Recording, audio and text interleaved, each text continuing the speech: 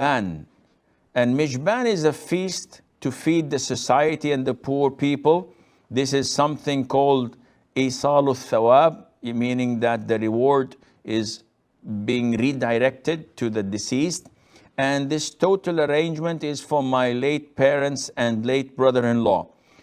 He says, my wife keeps arguing with me that this is all non-Muslim traditions.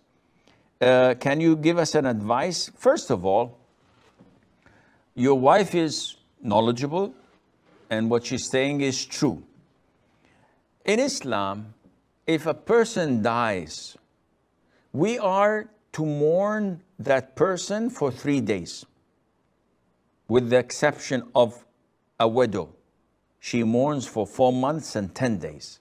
But normal people, a father died, a brother, a sister, a wife, he mourns for 3 days. Meaning that he may prevent himself from wearing perfume, or from having a bath, or from wearing nice clothes out of sadness. But after the 3rd day, it's over. He must not continue mourning. Sadness is in the heart, but you have to display otherwise. Now, what the people are doing, such as at the end of the last 3rd day, they throw a party, sort of, invite people to eat. And then on the 7th day or the 10th, and then the vast majority do it on the 40th day. And this is all coming from the old ancient Egyptians. The pharaohs used to believe that the soul of the dead pharaoh would come back on the 40th day. That's why in their graves, in their pyramids, they used to put horses and jewelry and food and milk and water, believing that they will be resurrected 40 days later and they will continue to live.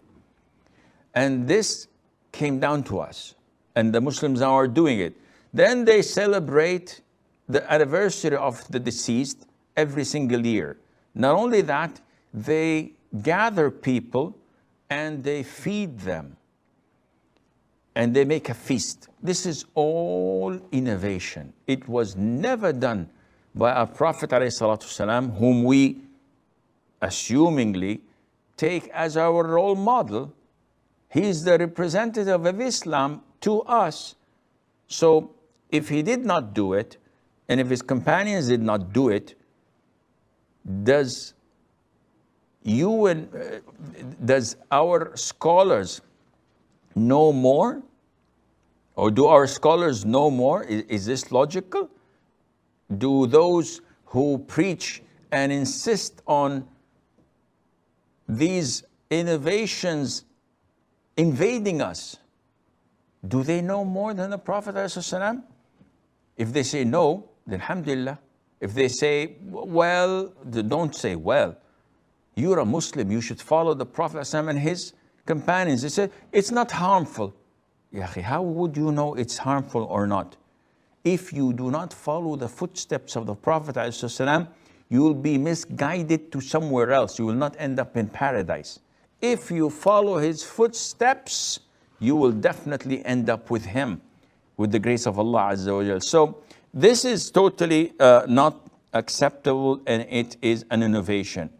You want to benefit the deceased, you love them and you want to benefit them, here's what you should do. 1, make dua. So whatever you make dua, oh Allah, have forgiveness over my deceased so-and-so. Oh Allah, expand his grave. Oh Allah, fill it with light. Oh Allah, give him from your bounties and favors and blessing. Oh Allah, do this dua. Ask Allah for forgiveness, forgive his sins, etc. Number 2, give charity. So you see an orphan that needs sponsoring, give him charity on behalf of my deceased aunt or my brother-in-law. You see a masjid is to be built, you give them from their money. You see an Islamic satellite channel, like Zad, like Huda, and you want something that is generating on and on good deeds and thawab and reward, sponsor them, give them money. And this would ensure that they are continuing to give da'wah. Number 3, you have performed your own Umrah. Number 4, you have performed your own Hajj once in a lifetime, then you can perform Umrah or Hajj on behalf of a deceased. You don't have to go there physically. You appoint someone who goes to perform Umrah and Hajj on their behalf, pay him the money, and this does the job, and insha'Allah you have benefited them. Definitely far greater and more than feeding the poor or having a feast, etc.